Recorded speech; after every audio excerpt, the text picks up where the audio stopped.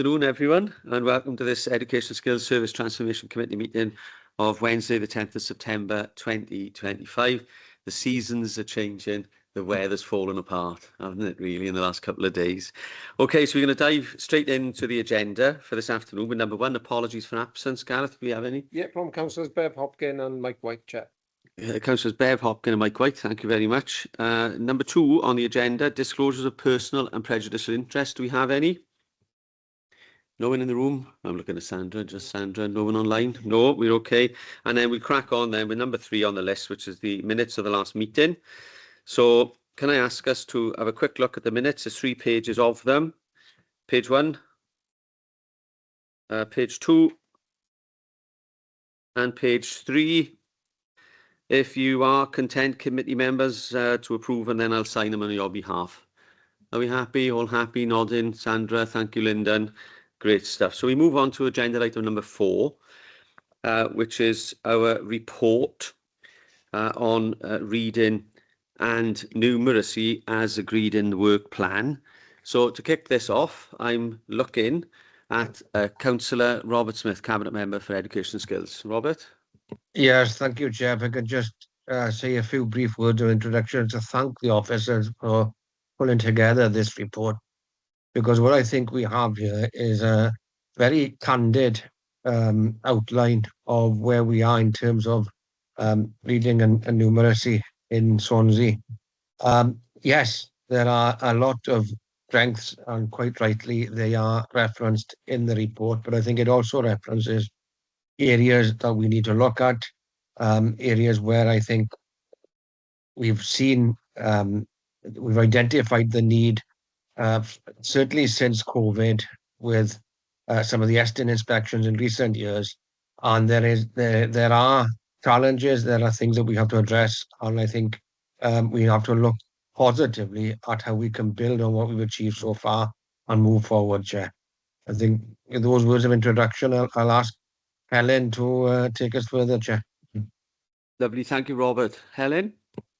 Thank you, Councillor Smith, and Chair, grateful for the opportunity just to focus our minds really on this being a service transformation committee. So we need to be in adherence of what it says on the tin. We are trying to improve one of our education services, and we are trying to improve the offer to schools. We also need to be mindful of the destination, what we're trying to achieve, what the goal of this committee will be. So I'm really grateful for officers for providing an overview today, but also some suggestions about how we can take this forward. So without further ado, I'm going to hand over to the officers in the room. Thank you. That's lovely. So I am looking across at Di Thomas. Di, welcome back. Thanks, Chair. By means of an introduction to the two officers, Rhian and Nick, and firstly, agree with Helen's comments about trying to improve the service that we provide to schools and ultimately to the children and young people that attend those settings. But a big thanks to the pair of them. They've got stuck into this wholeheartedly, and I thank you for your attendance today. It's a really thorough report from my perspective.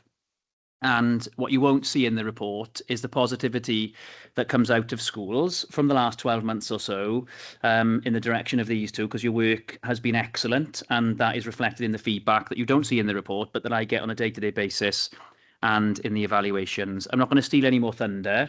Obviously, it's a corporate priority for us, the teaching support strategy, and literacy and reading and numeracy are key elements of that. And without further ado, I'm going to again say thank you to the pair of them and hand over to Nick and to Rhian.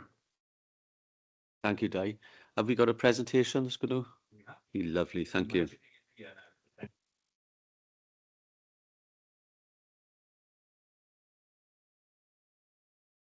Okay, well, good evening, everybody. Hopefully I'll warm up quite quickly to this, but this is quite a new experience to get used to. What we've tried to do in the report and the presentation is to paint a broad picture at a national level and then rapidly drill that down into what we've seen over the last 12 months in our visits to schools across the city.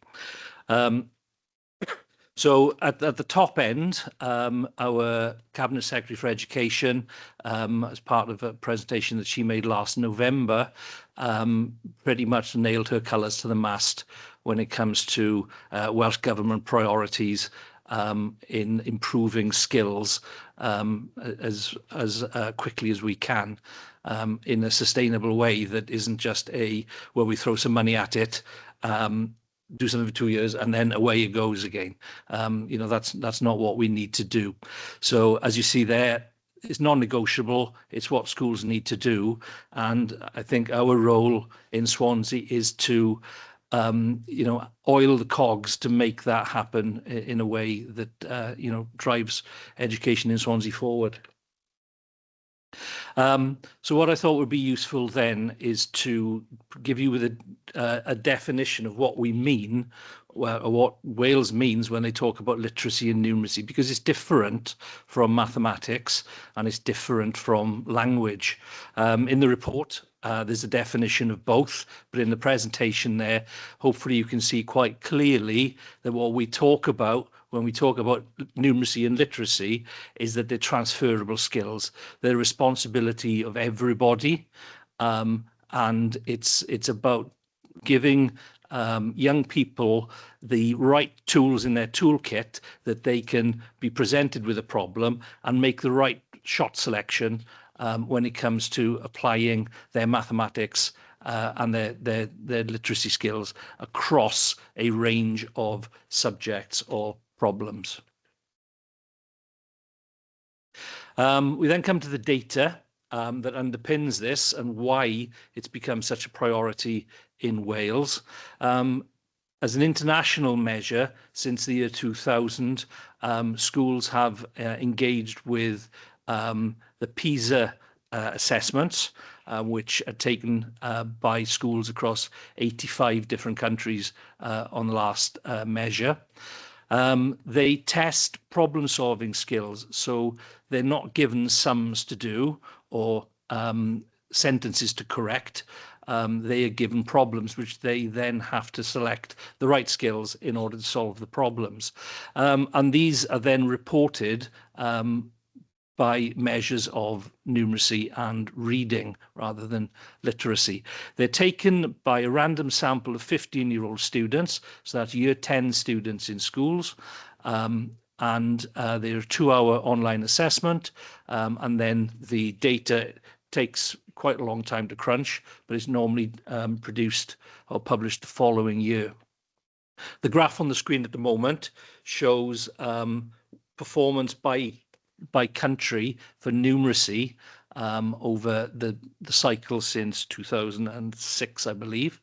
And you can see there that Wales has consistently underperformed relative to the OECD mean, which is the dotted line, which is the average of all 85 countries. And then the other lines there show the other home countries, so Scotland, England, and Northern Ireland. And we have consistently fallen behind. There was, a drive, the sort of Leighton Andrews drive in the from around 2010 to make a big difference here, and that appeared to be showing fruits of success in numeracy until we hit COVID, and then we seem to have fallen further behind than the other countries in responding to that. So that's numeracy. If you go to reading, you can see that the pattern there is the same. So the international comparator, we don't stand up well to our local peers or internationally. When we move to within Wales, since September 2018, schools have been required to set personalised assessments with the children from year 3, is it? Year 2 up to and including year 9. These tests are, again, online tests. They're different from PISA in that they're adaptive. So where with the PISA test, every student that takes it takes the same questions regardless of their strengths or weaknesses. With the online personalized assessments, they're adaptive, so that if a student is not showing that they can progress with the more challenging questions, the next question is dialed down a little bit in challenge. These produce analysis which Wales have, the Welsh Government have produced this document back in the summer. And the standout information that you get on those is that in numeracy, there is a difference in performance between boys and girls, where boys are significantly stronger in their numeracy performance than the girls. And if you look there, you can see that from year 3 to year 6 to year 9, that gap increases as the students get older. Then if you look at the reading, you can see that that pattern reverses. And when you look at reading, whether it's in Welsh or English, the girls consistently outperform the boys. And again, as the children get older, that gap increases. So that's the sort of data that underpins the priority that we're all focusing on this evening. I'll pass over to Rian now to talk about what Estyn is seeing. Thanks, Nick. Rian? Okay, so Estyn published their annual report for 2023-24, and the main findings were that although there was certainly basic numeracy and literacy skill development, and that was evident, it was more evident in primary, in the lower end of the age range. By the time they were coming to year 5 and 6 and year 7 and 8, that's where the progression wasn't being seen. So that was identified, and an issue for that was actually the planning for that progression. So that's where we're looking at first of all, and Nick is going to look at numeracy first of all with our planning issues, and then I'll look at the reading aspect of it. Okay, so what Estyn have reported when it comes to the planning of the provision of numeracy across the curriculum is that in a majority of secondary schools, the planning for progression is weak. Now, what we mean by progression is that we're looking at the level of challenge that pupils are being expected to get their heads around when it comes to a cross-curricular numeracy activity. If they are in year 6, and then moving to year 7 and then into year 8, that those challenges are requiring a higher level of mathematical application year on year. So they're not just repeating the same level of challenge with their numeracy every year. And that the Estyn found that in majority, so roughly 60% of secondary schools, they weren't seeing that. If they were looking at a numeracy activity in year 8, maybe in geography, and then looking at a numeracy activity in year 9, it might be repeating the same skills rather than extending what they needed to do. That ties in with the bullet point there about planned activities pitched at too low a level.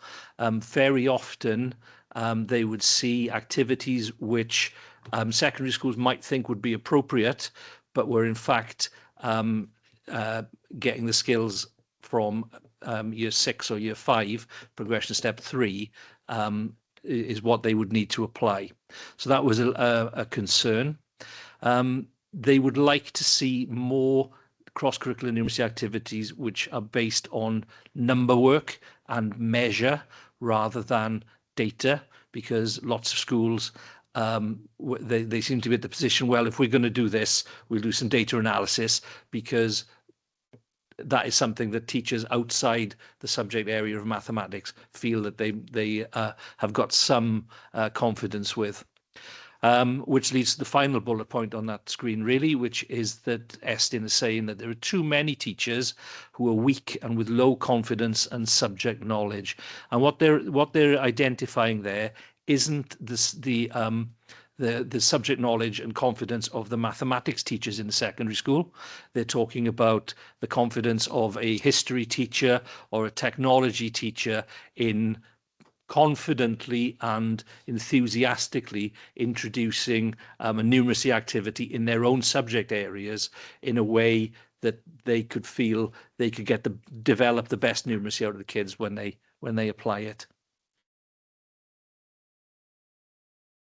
So the concerns with planning for reading is that we're not seeing a balanced approach to teaching of reading and the pedagogy. So we see phonics being taught, but reading for pleasure isn't being focused on, and that's what we need for children to engage with reading and for it to be meaningful.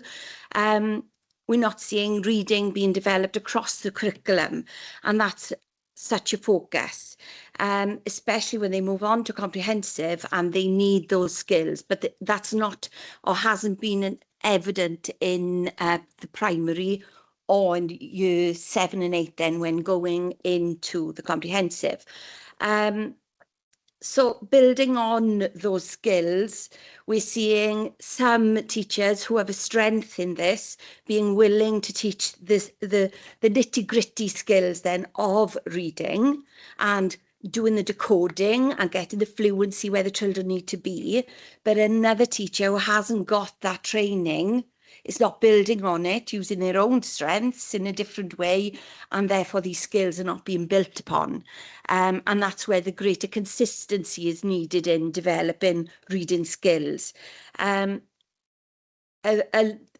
are quite a few comments in the report about using challenging texts, and that links to schools being they're depending heavily on published reading schemes, and what happens then, it takes away the confidence of a teacher to teach and to look at the skills independently, and they're using schemes that are also so outdated that in one school a child asked me what a camcorder was because the book was referring to a camcorder.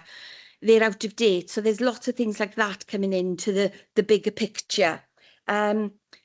Planning is focused on phonics, and even in comprehensive they're now looking at phonics because of the level of reading going up, and the higher order reading skills are not being targeted, so the inference and deduction and this type of thing that really help the children to understand and comprehend the text are not being focused on, because at times the fluency isn't there and you need the fluency before comprehension comes along.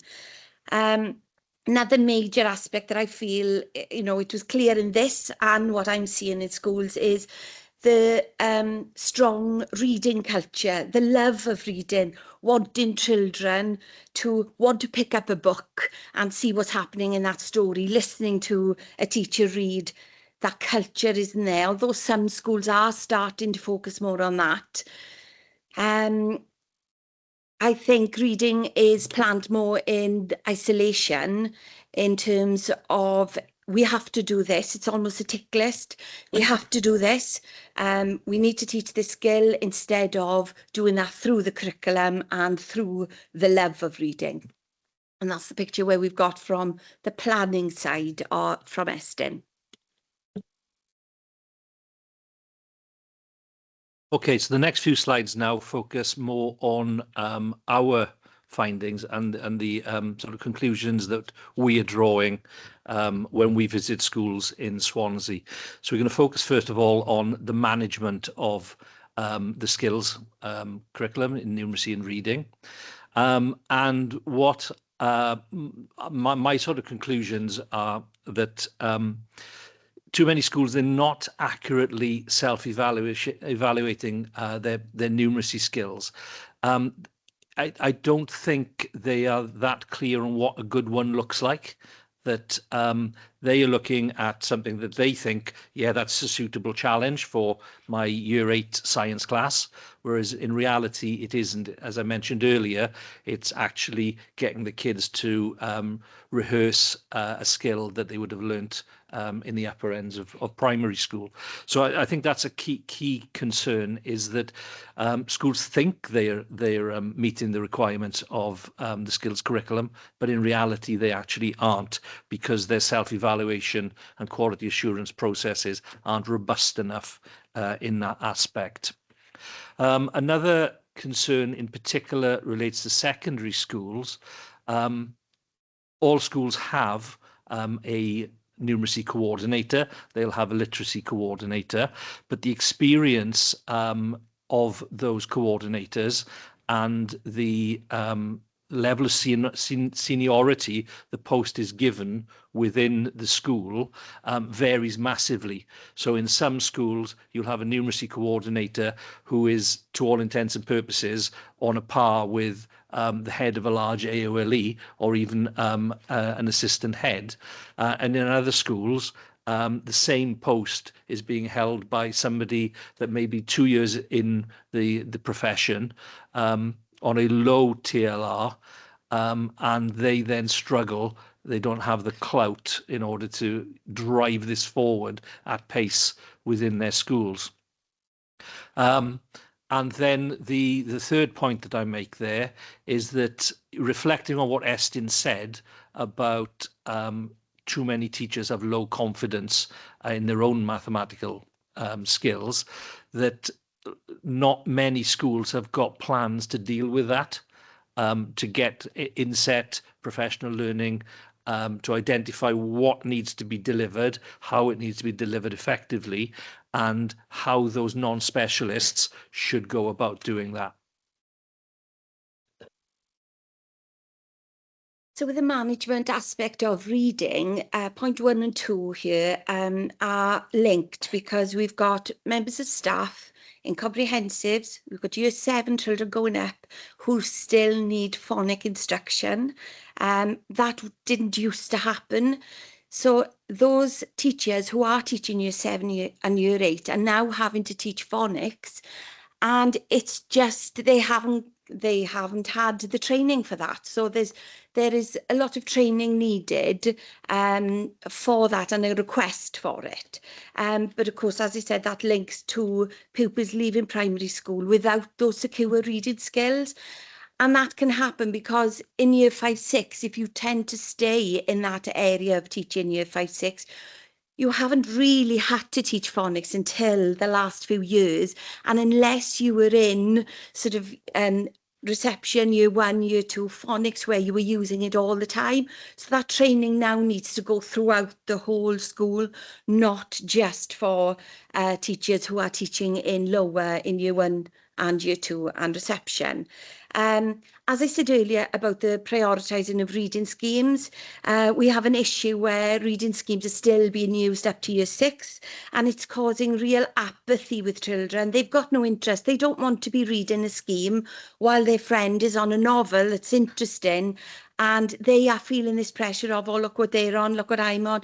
And it's just debilitating for them. They don't want to be seen in that way. They want to be reading a range of material. And I think that's so important. If I go to the last point first, on the inconsistent reading instruction, this is where that element does come in. They need regular group sessions for reading, but they need the daily phonics. But they also need to hear somebody reading aloud, to hear that fluency, expression, intonation. And I think the time constraints within the curriculum, we sort of forget sometimes they need to be read to as well as hearing them read. The quality assurance aspect of it, schools are using the data, and going around the schools, I'm seeing them use the data to put their children into reader groups within the class. But that's where it ends, and it needs to move further on than that to look at what strategies can we use, what skills to build on that progression, what skills are being taught throughout the primary and into the secondary for that to happen, for that progression to happen. So that was a sort of summary of where we feel we are as far as the management of skills. The next couple of slides now, we focus on the actual planning of the activities. So we're moving from that coordinator's role down to what the classroom practitioner should be focusing on. And my view with the sort of quality assurance that I've looked at with books in schools, learning walks, is that a lot of the time the students, the pupils are led by the nose as to what maths they need in order to do that. So it might be a geography activity, and they've got some data to deal with, but rather than then the kids working to figure out the best way of analysing or displaying that data, there will be an instruction, draw a bar graph, calculate a mean, and so on. So there's still that, I guess, nervousness across the curriculum of not having the control, giving the decisions to the children to, you know, what do we need to use here mathematically to solve this problem. I mentioned earlier, and Estin mentioned the fact that they're seeing an awful lot of data handling activities and graph drawing. And very often where you see those, the graph is the means to the end.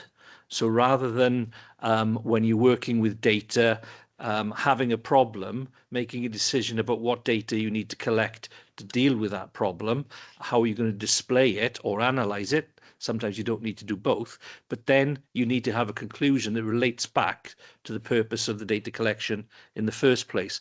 And too often that's not happening.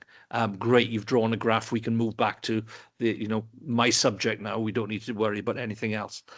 There are lots of opportunities to take a cross-curricular activity and make it a bit more local. So to give it that authenticity by giving it a context that might be a local Carnarvon type context, or a national, or a comparison between maybe the city of Swansea and the city of Bristol, that type of thing. So I think there's more work to be done in developing activities with that local authentic context in mind. And then the other thing that I see a lot is that a numeracy activity may be a very nice activity and it may be well done, but the teacher doesn't actually give them any feedback on it, because there's the relief there that, well, I've done that activity, now I can get back to, again, my subject.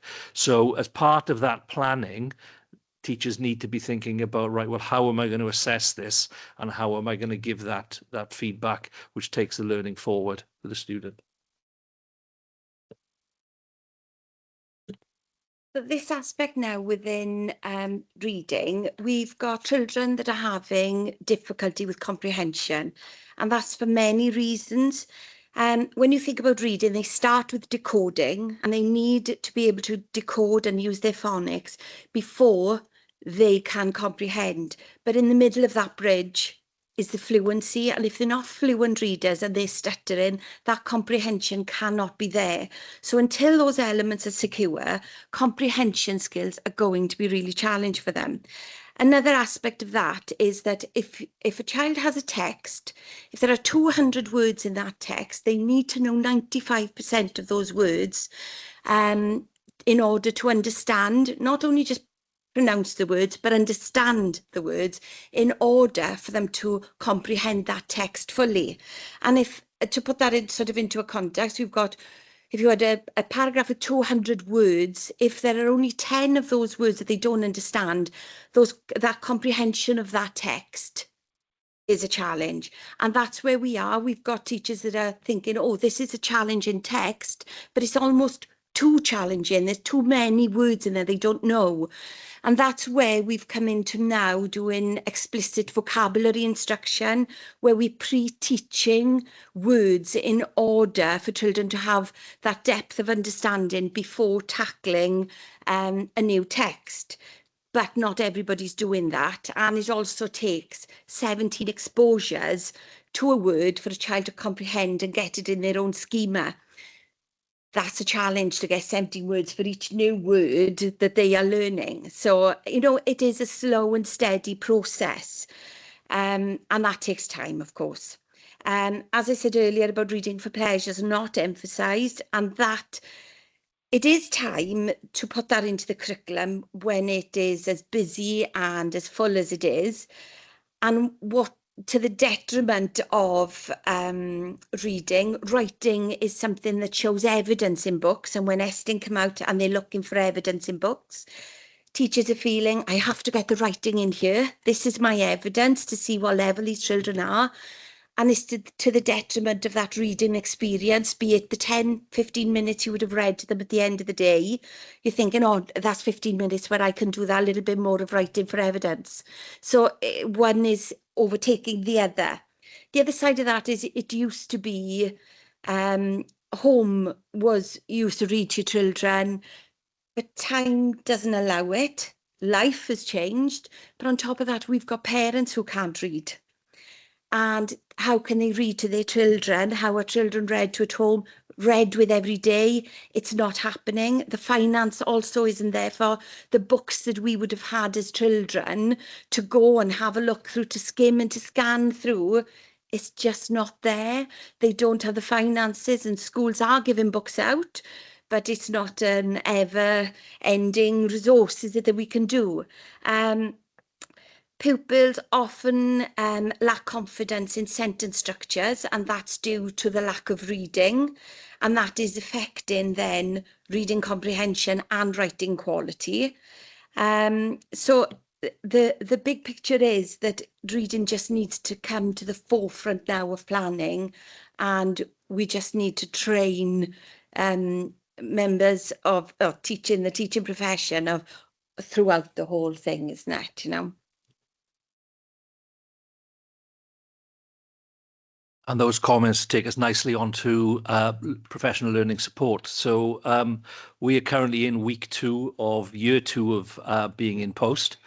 And what we have done, we're on our second cycle of laying out a menu of professional learning support, some of which repeats what we did last year, some of it builds on what we did last year. Within numeracy, I focused on 4 key areas, 3 of which are for teachers. So it's all about supporting leadership. I've mentioned to you about some of the concerns that I've had. So examples of what's taken place within that. As part of our partnership with Partneriaeth, heads of maths and numeracy coordinators get to meet a number of times a year as with their peers, and specific training takes place and networking opportunities take place at that level. I've run training, for example, to do with data handling and going through the full cycle of the maths behind deciding on what you want to investigate. How would you collect the data? What type of data it is? How would you analyze it? How would you display it? How would you interpret it?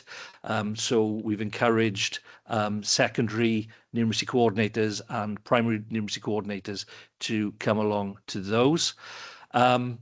With regards to subject confidence, once a month I run a session which I focus on a particular area of mathematics, say, for example, fractions, decimals, and percentages, and I will then take the teachers that attend through common misconceptions, right way of teaching it, wrong way of teaching it, from primary through to secondary. The problem with the professional learning sessions that we put on, and I think Rhian would echo this, is getting the right people in the room. It's not easy to get staff out of schools, and we can provide the training, but if people can't come, then that provides a challenge. But I'm a mountain that's quite happy to go to Mohammed. So if in school there's a need, we'll go to schools and deliver in a school to a body within their directed time sessions.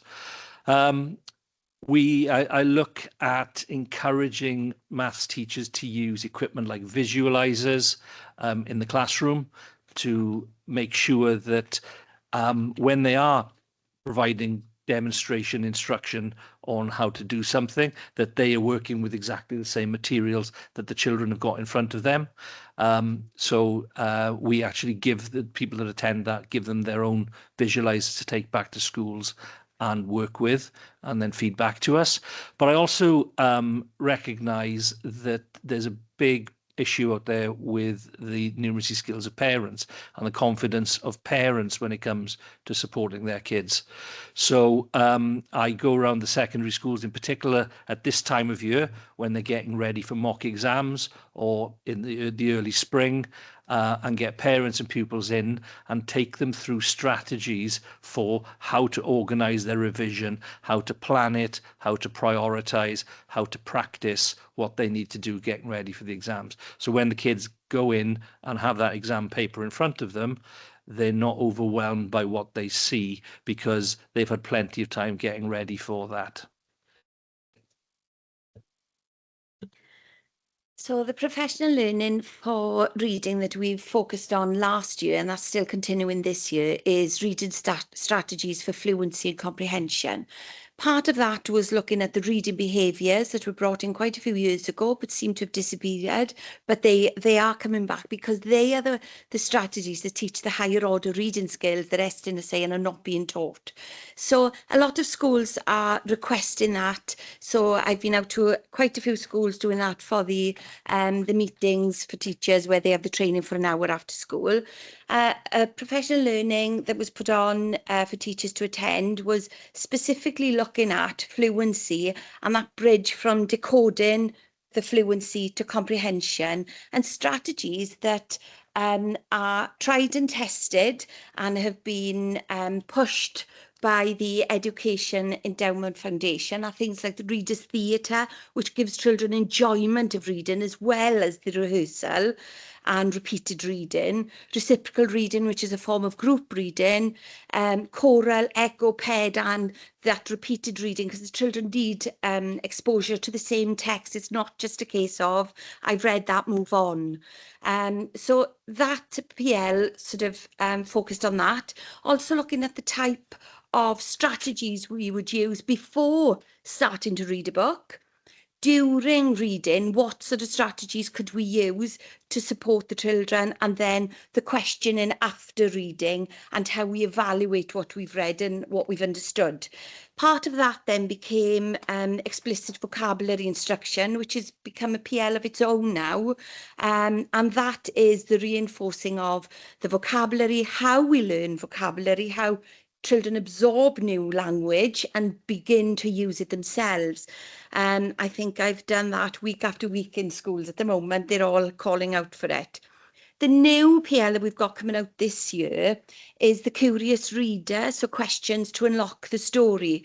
What we're finding is children, teachers are, when they're reading in groups with children, they are asking the same sort of questions, your recall and your understanding questions, instead of those progressive questioning, where instead of just recall understanding, we want the children to analyse what the author has written, why has he used it, and those applying those skills to other texts and across the curriculum.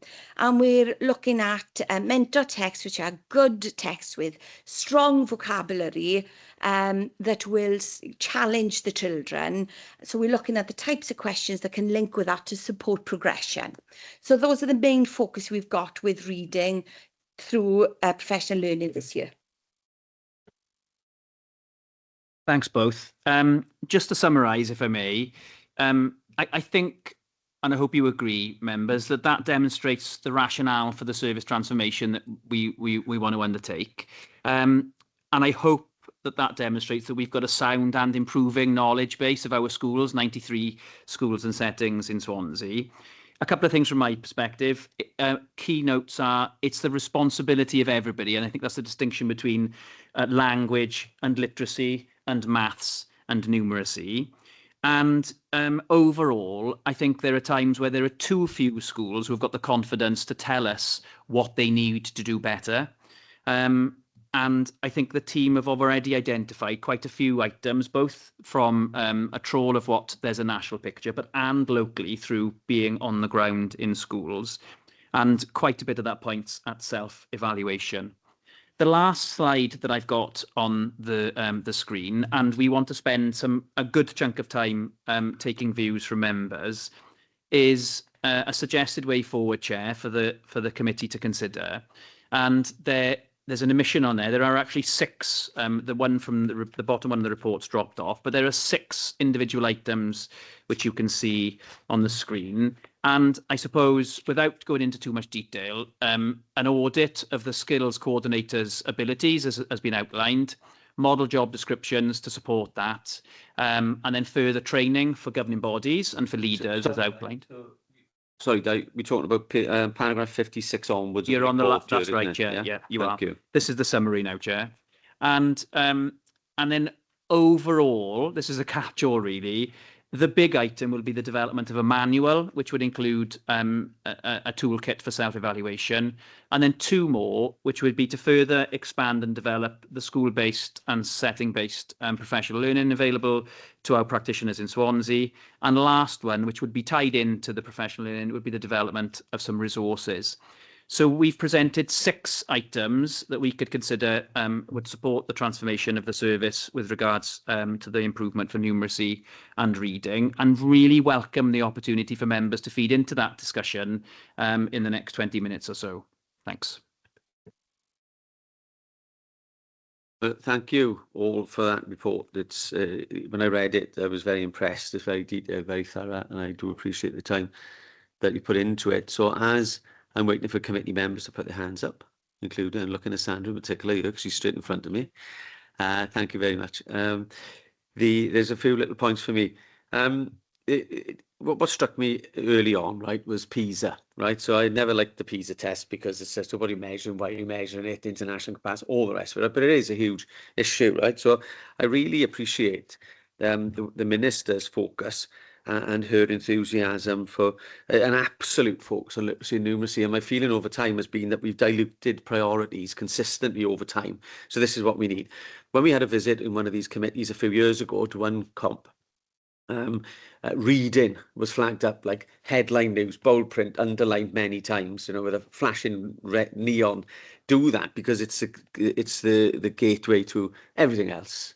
You know, and so that's where my focus is with this committee. You know, can we support schools to really be confident, and we've heard that word used very often here, to be really confident in setting their own agenda, their own curriculum, and deciding what they're not going to do, because they are prioritising literacy and numeracy.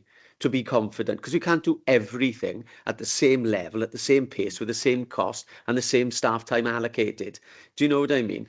So if we are able to do that, my question is heading in this area, are we able to give the schools the confidence, by the schools, I mean the governing bodies, led by the governing bodies, delegated authority to the heads, so they can work with confidence. So when we have opportunities for professional learning, you have got the right people in the room every single time, because the head knows that he or she is accountable to the governing body, because what gets measured gets done. Do you know? The last thing I'd say in that context is that for me, this feels like it's inspection future proofing, isn't it? Get this right before Estin tells you you're not good enough. And that's awful for everyone. I know many teachers I've known having nervous breakdowns when inspections come in. It's a ridiculous system. It's unfair. But it's everybody's business. You've alluded to that a number of times, so that we are stepping with the schools based on the reality of the school today and where the school needs to improve tomorrow in a very specific way, where that performance improvement is easily understood by practitioners in the school, using not just teachers, the practitioners in the school, but critically understood by the senior and middle leadership, senior leadership, and understood by the governors. And I've been on governing bodies for over 20 years, and I've got scant experience of actually seeing performance enhancement. And I've got to say, recently, last academic year, it was through the work of this team in a primary school that I mentioned previously, and it was Read, Write, Ink, and it was fantastic, very specific, excellence at play. So thank you very much for that. There's a few questions I've got that I'll come back to and relate to after I go to committee members. I'll start with Councillor Lyndon Jones, please, Lyndon. Great, thanks very much, and thank you to Nick and Rhian for what I can only class as quite shocking news when I was listening to your report. because it wasn't good listening. In fact, depressing is the only thing that comes to mind. I think because numeracy and reading are key building blocks, and unless we get that right, then we don't get anything right. And I think the minister is absolutely right when she says that those are her priorities. I was told one figure earlier, and listening to the report, gosh, I can see where they were coming from, and that was that 20% of children leaving primary schools in Wales are functionally illiterate, and I was absolutely shocked. But listening to some of the news, from your report, it gives that some base. I was told that in England in 2005, so it was the last Labour government, they got rid of the queuing method, and since then, reading has improved ever since. But that is obviously a matter for Welsh government. But you mentioned, I think it was Rian that, or was it Nick, about evaluation in Swansea wasn't robust enough, and I think that is something we need to look at. The other thing is, obviously, must have got good examples in some schools in all areas. So are we using those examples to help other schools? Because some will be doing well, and how can we get that across to the other schools? Because I think we have a duty, because unless we get this right, and start moving at pace on it, we are letting children down. No question. I'm shocked. Thank you, Lyndon. Who wants to answer, Nick? Thank you for your reflections. I think with secondary schools in particular, picking up on what you've mentioned and what the chair mentioned, there's been a shift this side of COVID with the lens that Estyn are looking at schools through. Prior to COVID, Estyn inspections were quite often data driven. And if secondary schools' output, their performance indicators were strong, generally, Estyn wouldn't necessarily dig that deep beyond that. Since COVID, the lens has changed. Performance outcomes at GCSE are still unquestionably important, but you don't need an Estyn inspector to identify whether they're strong or weak, because the core data sets are there for everybody and apparent for everybody to see. What Estyn are now spending a lot more time in schools looking at are the things that you can't get from performance data, which are the transferable skills. So Estyn are much, much more sharp in their focus now when they're going into schools and looking at what numeracy opportunities there might be in Year 9 science or Year 8 technology. And I don't think that message has got through as clearly as perhaps it could in some schools. And it's only then when they're at the wrong end of the output of an Estyn inspection that they're noticing that. So there's still work to do there. Rightly or wrongly, secondary schools have got to focus on the output that 16-year-olds and 18-year-olds leave school with, which are still exam certificates where an A star to C opens a lot more doors than otherwise. But they've still got to now move that focus onto the fact that, well, if we are getting these kids with transferable skills, the GCSEs are changing. And even if with the new raft of Welsh GCSEs that are being launched this academic year and next, if it might be an option GCSE in, say, home economics, there will be aspects of that which meet the broader, wider skills. The kids taking that will need to do some extended writing. They might need to interpret some data. They might need to perform some calculations. So these skills in Key Stage 3 are really, really crucial. So I think the message is out there now that Estyn have shifted their focus, and schools need to do something about that. I've rambled a bit there. I'm not sure if I've answered the question. Sorry. Thank you, Dick. Lyndon, is that okay? Yeah, unmute myself. Yeah, thank you, Nick. Yeah, no, I just found the whole thing quite shocking. But thank you for what what you've been, you and Rian have been doing, and the team. But as I say, we need to move at pace. And I'd like to think we can get people back to enjoying reading. You mentioned about affordability in libraries and so on, and that is why they are so important. To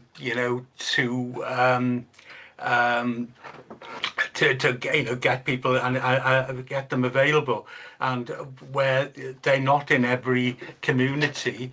I know where I'm the councillor in Bishopston, we've set one up in the community centre, and also, which I've been helping people with, is to set one up on streets where we can put books out there. And I think we need to do all those things to make those books available and accessible, so that affordability isn't an issue. But this is much more than that, and it is, as I say, the key building blocks of everything we do. And if we don't get this right, then the rest of it fails. So I think quite sobering. Thank you, though. Thanks, Lyndon. Helen Morgan-Rees. Helen? Thanks, Chair. Some general observations from me. I think I'm very interested in what happens in terms of international comparison. I am interested in what the regulators tell us about our schools across Wales. But what I'm most interested in is what we do through the lens of Swansea, and what we do really to elevate our services. The current offer described really this afternoon is a good one, but I think there's always room to improve what we do. And I think that's incumbent upon the committee today to think about what's going to have the biggest yield in terms of that elevation of the service we provide in Swansea. And I think there's a lot of good news to celebrate, and part of elevating our services is that systematic dissemination of good practice, which we always discuss, that needs to be done really well to ensure that we take every school forward with us. So I think there is a list of 6 potential areas to focus on in front of the committee in the report. There are 5 on screen for us. And I think it's trying to focus the committee on what the end product will be. What are we trying to achieve together that's going to really elevate things for Swansea's learners? Thanks, Helen. We'll come on to the suggested options to support service transformation quite soon. I think the area that I was fascinated by was this is practical skills. This is skills at 16, 18, 20, 40, 60. This is setting you up for post-school success. If I rung around, teachers around Swansea secondary schools, would they understand PISA? Would they understand the structure of the PISA questions? What kind of response would I get? Who would like to answer? Nick? So PISA is focused squarely on the upper end of secondary school. So I wouldn't necessarily think if you rang some primary colleagues, they would know that much about it. Within the secondary sector, it's a much sharper focus on that.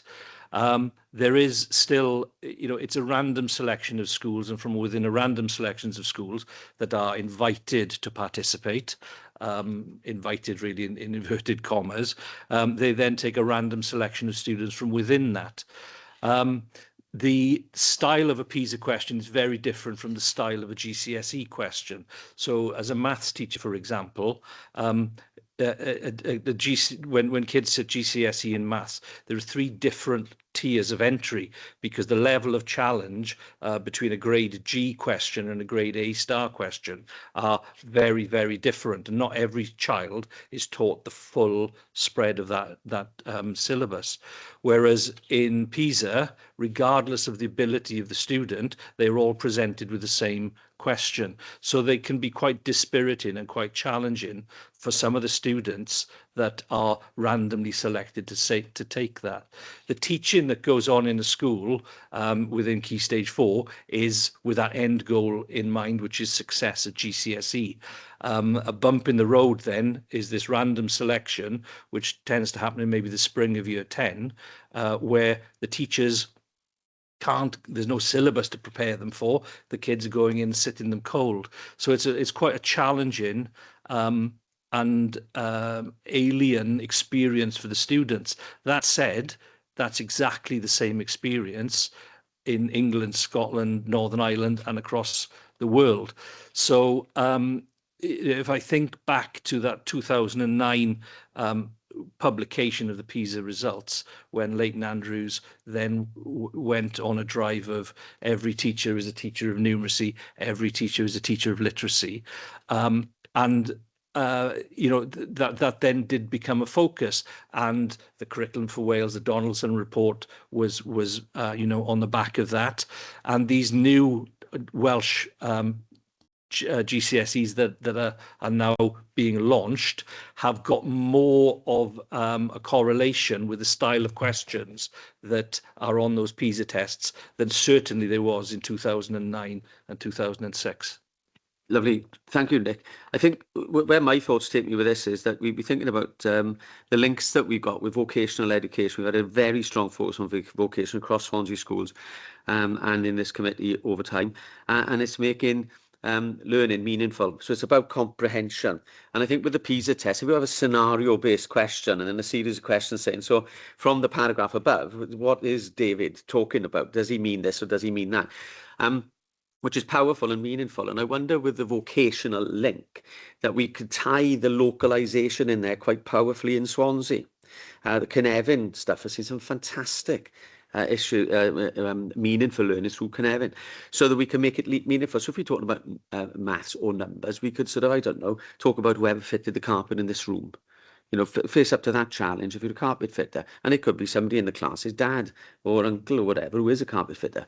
If we're talking about sort of solicitor offices, for example, fee-paying solicitors, they've got to break their time into 6-minute chunks before they bill someone. So if you were part of that company, how would you work out your invoice for your customers based on what rationale? That's meaningful direct learning. So I think that's interesting there. And I think that's feels like the drive as the GCSEs are changing and vocational qualifications are coming down the line. With reading, it makes me sad to say this, but my eldest child is 40, right? I don't know how many books he's read. My middle child is not far off that age. Not done very well, very successful people, but I wouldn't say they're readers. I think they're practical, functional readers, but they don't love literature in the way that I done that led me to university years ago. So for Ian, if we go into look to spread a love of literature, changing the culture of reading, are the limits of the kind of literature that we would recommend for children? Love of literature for me came from Western novels, exciting novels. My dad used to love Louis L'Amour. My mother used to read biographies. I loved Spike Milligan as a kid. Pacoon remains one of my favourite novels. When I was 13, I was reading it. So have we got scope in schools to really poke kids with a pointy stick in that exciting, dynamic, fantastic literature? Have we got that sort of capacity? Are we allowed to do that? Or are we restricted in what kind of literature we can use? No, we're not restricted. What we want is that classes have an abundance of different resources, from magazines to leaflets, whatever that a child will enjoy reading. We want all sorts of genres, so they're introduced to the adventure, to the ghostly stories, to anything that captures them. And I think this is where one of the professional learning opportunities that I am doing is looking at what are those texts that are going to the children are going to enjoy, what's going to engage them. And I think something that was brought up earlier was was schools that are good pockets of experience and are already doing these things. And I think that's part of our job, is to signpost those schools, but also during our professional learning to get these teachers to come to the professional learning and say what's going on in their schools.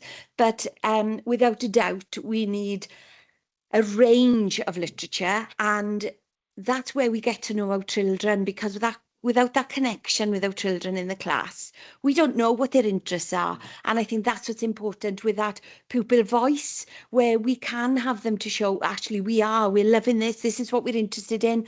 And that's where we can lead with the new curriculum for Wales, where we can go with their choices. And that's very empowering then for us as teachers to move in that way. That's great to hear. It's encouraging. So we could use a post-match pundit summary of a football match to say, look, the VR was out, it didn't work, and what the analysis and to inspire the love of, but through literature. So they're reading it and then they are engaging with that kind of content. Councillor Joy, Sandra.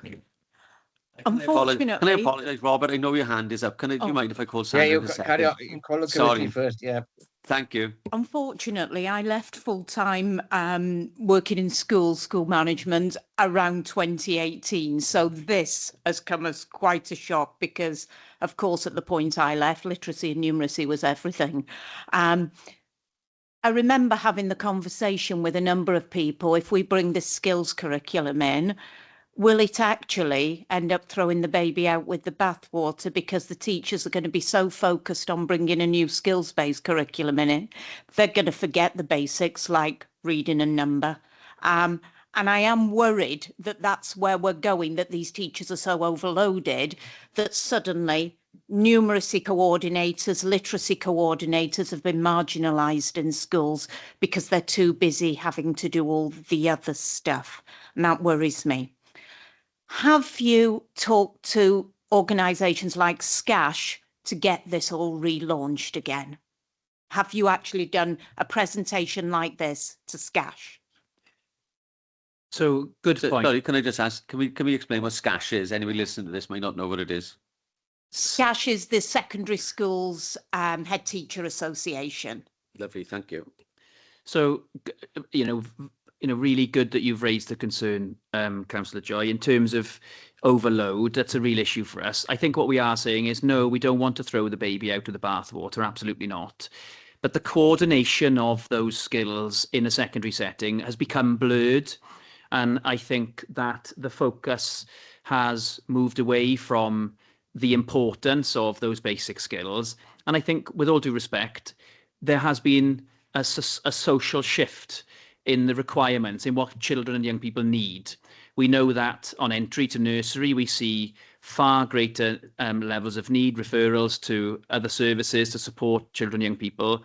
And that's had an effect on the way people to move through the school since 2018. So what we're saying is we're actually needing to teach differently, and that's what's taking us the time.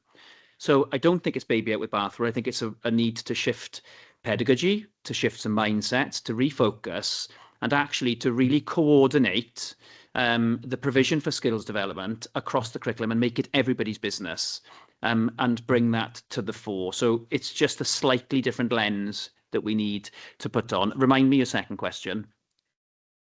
No, I think with some of it, as I say, my second question was, have you spoken to SCASH to almost relaunch what you need to do to go forward? It's back to basics. Yeah. I engage not necessarily with SCASH, because of course SCASH meet and secondary heads meet, and it's the same group of people. So we've facilitated a number of presentations to both primary and secondary head teachers and to the Cross Phase Forum to present our findings on the outcomes from quality assurance as a summary from the year. So I do that on an annual basis as part of the school improvement team.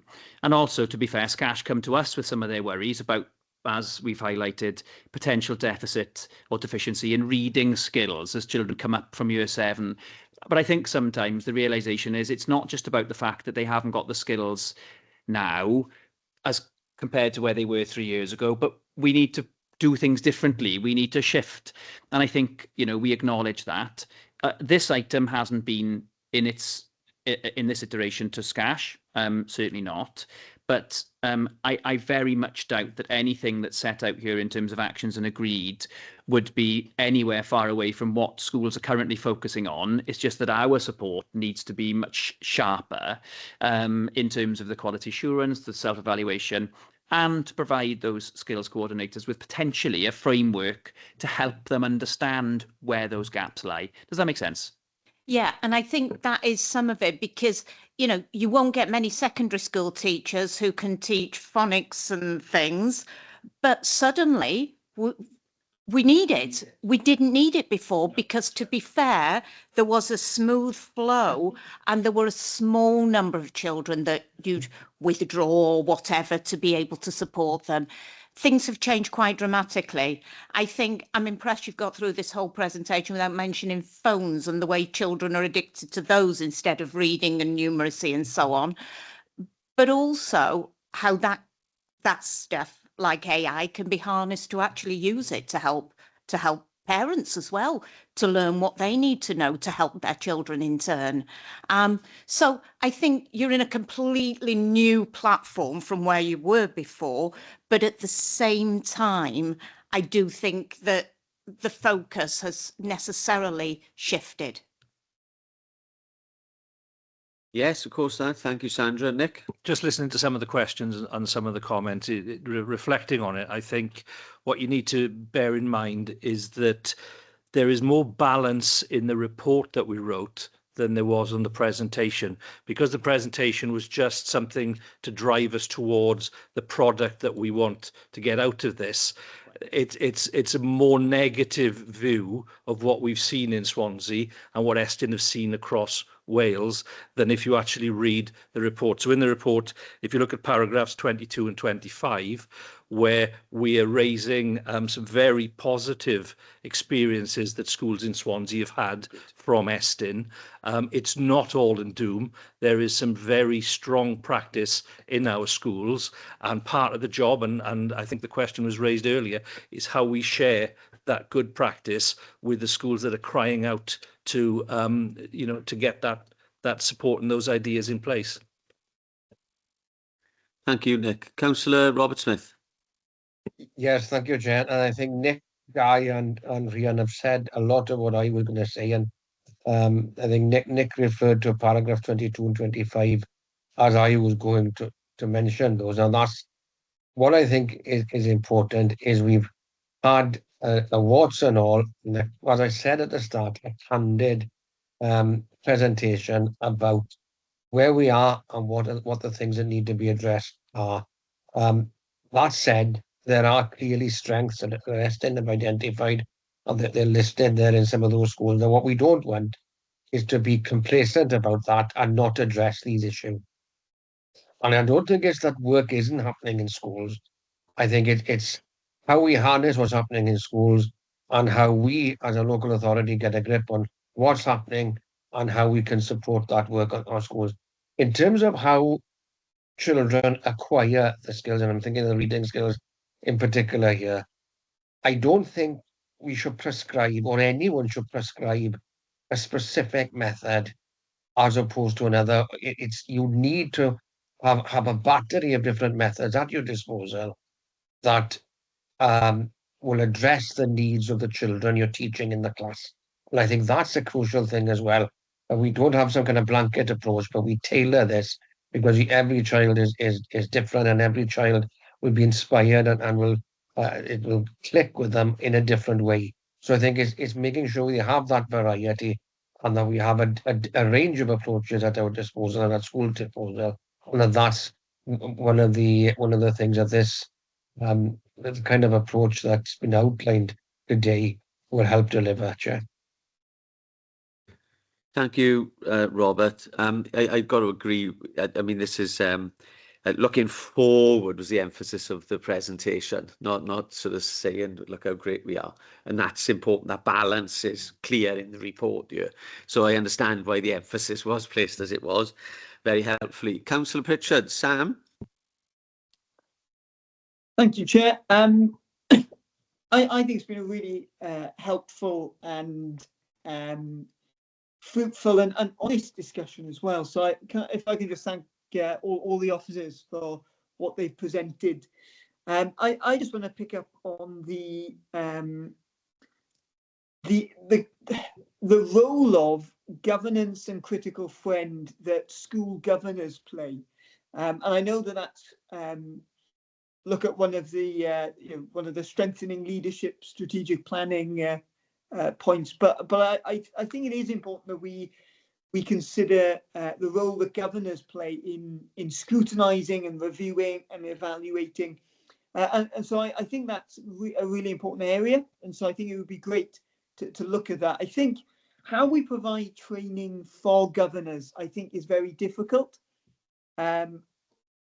because the council puts on a lot of training, but I wonder what percentage of governors actually pick up or take on that training. So I think it's an excellent idea, and I think that acknowledging the role that governors play in our schools is very important. But I think we do have to sort of wonder and think about how do we best equip governors with training for them to be able to review it. But I think it's a really helpful objective looking forward, and I think it's just something that we'll have to think about. The other thing I'll just pick up on that was briefly mentioned, and I think it's slightly adjacent to this, but it was mentioned, is the number of parents that have levels of literacy or numeracy that is quite low. I do wonder sort of generally what could be done in terms of adult education and further support in terms of that, in terms of supporting parents to better support, to be able to read with their kids, to be able to discuss and support with numeracy issues. But I know that's slightly adjacent. Thank you, Chair. Thank you very much, Sam. Guy? Yeah, Councillor Pritchard, thanks for your comments. And just to reassure you, although it's one-liner in the presentation, I work alongside Mr. Jeff Fish, who effectively is the Governor Support Unit lead officer, and we've got within our service plan, head of services with us tonight, a robust plan to support the governing bodies in a different way than we've done in the past, to be able to self-evaluate and be critical friends, as you've suggested, better. They're not new plans. They're developing, if not developed. And briefly, what that looks like is a more cluster approach, getting governors together face to face. I have got a suite of training programs, as you've perhaps alluded to, for governors, and you are right. The percentage uptake on that is too low, but it's getting better. But there's an approach in the coming academic year to support that item specifically, and I hope that we'll be able to share some effective practice and good news stories from that. In terms of your latter point around parents, it's an absolutely valid one, but one, Chair, I'm not sure that we can explore in too much detail today, but absolutely happy to support schools and settings and the sharing of effective practice where those have identified those, as Nick has mentioned, through some of those parental engagement activities. Thank you, Sam. Thank you, Di. Parental and community engagement is always really at the front of my mind. Changing behaviours is grassroots and it's face work, isn't it? So we could, without burdening education officers, through the committee, I could contact colleagues in different parts of the local authority to look for ideas for third sector engagement, the use of community buildings and so on. For example, if young people are visiting a community building, outdoor education activities there, and there's particular words and phrases, vocabulary they need to know, why not stick them on the wall with Velcro, right? So they're used to seeing the language in the community and not just in the classroom. I can't see anybody indicating now online, and I'm thinking about paragraph 56 onwards there, where we got this very helpful suggested way forward. And I see this as very proactive and very helpful focus for the committee for the remainder of the municipal year.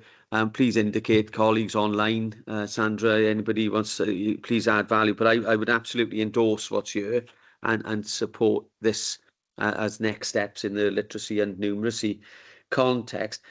But for me, it's critical that we are led by what works. And when I said earlier about sort of this is inspection proofing, the nerves, the hassle, the stress, the pressure that people feel, practitioners in schools, is ridiculous and off the scale. Can we try to ease some of that burden by looking at almost what happens if you had a bad inspection and why? Almost that way round. You know, to talk to people who've had negative inspections and then had to go through a process to get things up and running in the right way, so that governors can see, as Sam said there, directly relevant to me, because nobody wants to fall into that hole. How do I avoid it? And that's what the chair of governors really wants to worry about, and the head. And maybe that will inspire people to say, right, well, this is absolutely meaningful to me, and I'm going to attend this and make sure that we move in that positive direction. So a couple of little points that I made to close. I'm still looking at the screen. Nudge me, Gar, if anybody puts their hand up. It seems critical as we go forward that we use consistent assessments, cluster approach. So we can't, shouldn't we have consistent assessment processes through primary, leading and filtering and dovetailing with comprehensive level? I know that sometimes we might see read, write, ink at the primary level and then go to comp and it's different, and it's like, well, I don't understand what we're doing anymore, miss. You know, that's not helping the pupils or the schools. What reading assessments would we use? What numeracy assessments? You know, can we? I know we're not going to prescribe Councillor Smith, of course, but can we help people to understand why this is beneficial for everybody? Looking at the data, we've got in these committees in previous years, done a lot of data work. Great to see named schools here as examples of best practice. That's fantastic. But I know we could quite easily really have a look at the flip side and see what schools are in the greatest need. So can we use that knowledge, use that information to say, look, this is the distance we want you to travel? Our statistician, Mike Jones's phrase, that is, I've got to say, it's always about the distance travelled. Are there links with exclusions as we go forward? Do we see exclusion impacting performance very negatively? What are the links there? You know, I noted down as I went through the report. So is the key to measurable improvement understanding what success looks like, sharing best practice, tracking the child carefully, the practitioners, the parents and others. So in the round, looking at school capacity, parental capacity critically. So again, Sam, and it was mentioned as well by Lyndon, and community capacity. So is there capacity outside of the school that can help the kids make those steps, sharing performance, being led by what works, and governing body ownership. And look at the buck stops there at the end of the day. So it should start there in some sense as well, as much as we can. And as you say, Rodri as the head of service, have fantastic levels of support going on there.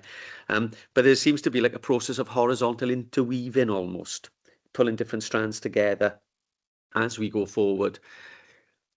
Nobody indicating, and I can say, oh no, Councillor Lyndon Jones. Lyndon? Very briefly, Chair, the point you made about consistent assessments, I think that's vital. And I think the point I'd reiterate is the fact which we are good at in Swansea is sharing good practice. Because some schools will have got this, but really helping the other schools with help and support so that we get everybody to do that. And they can be quite easy fixes and will help us. But very big thanks to the team. Thank you, Lyndon. I can't see anyone else indicating now. I did thank you earlier, but can I thank you for this? I mean, this is excellent. It's critically important for the going on for 40,000 children that we've got in Swansea schools. You know, it's a huge thing. As you said, 93 schools. It's a huge challenge. But you're not alone. You know, and I think sometimes it's like looking outside the box and seeing who's standing shoulder to shoulder is a key challenge. And what I've seen with the Cynefin work has been about that, looking who's over there and looking who's over there. I went to one school, won't name the school again, because I'd done it previously, and talking about practical skills. I mean, they built the local shopping precinct, you know, talking about, it was a fantastic sort of a model of all the shops and all the immense learning journey they went on using the practical tools that were around them. So there's scope there. Nick, Di, Rhian, thank you very much indeed for coming along today. And I think I can speak on behalf of the committee in saying that the future focus of your efforts for this year is absolutely endorsed by the committee. Thank you very much indeed for coming along this afternoon. Okay, so we are moving on to point number 5, our work plan. So the work plan is there. The next meeting is the 15th of October, where we're going to return to food in schools. 26th of November, then we come back to reading and numeracy. The 25th of September, committee members are reminded that we've been kindly invited to go to Tea Dino for food. Which is fantastic. Very much looking forward to that. And then we will go from Tea Dino. I think 12 o'clock we meet in, Guy, is that right? Yeah, 12 o'clock at Tea Dino. I know most of you responded to the email that was sent out previously. If you haven't, please do. And then after that, we're going to go over to Bryn Tywr then, which is the former Penland Comprehensive School, which still hasn't got a plaque of me on the wall. I'm very disappointed by that. Of course, no, I'm only joking, of course. But yes, so we're very much looking forward to that. Thanks to officers for organising that additional visit for us there. So there's no one indicating, no one in the room, no one online. And on that point, I'd like to close the meeting. Thanks, everybody, for your attendance. Bye.